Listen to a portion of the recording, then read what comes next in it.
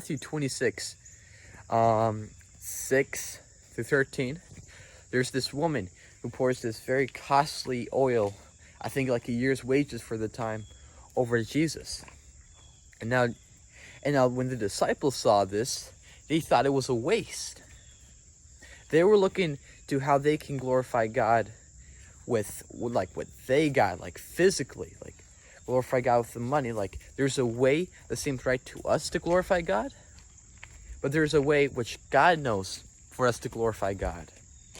And there may seem like a simpler way for us to glorify God, a way that's not too costly, a way which won't make us uncomfortable.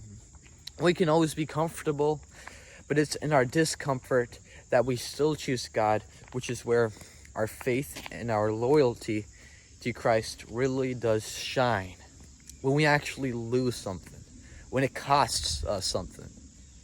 That's a decision which the world, people around you should not see. They should not examine your good works and see you as a good man according to your works. But they should define you and see who you are based on Jesus, based on your Lord, your Master, the one whom you submit to. And so when we want to glorify God,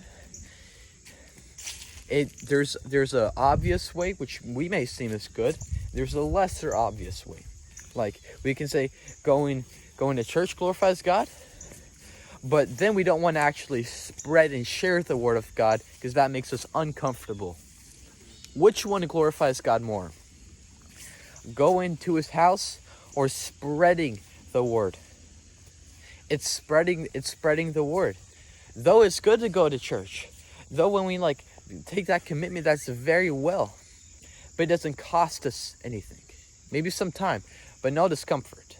But when we share the word, when we go out there, when we are, in that zone, when we really do need God and when we share the word of God, that's kind of where our faith and our trust and our submission to God is really shown. And it's not simple. I mean, this is the deeper side of following God, the part of following God where it costs us something. For every action, there's an opposite reaction. The closer we get to God, the more we leave stuff behind. So for the more you get closer to God, the more you're going to leave the world behind. That does not mean you're not going to, eat food. That does not mean you're not going to, and have a good life. But that means your life is no longer based on how the world defines it, but based on how God defines it. God bless and have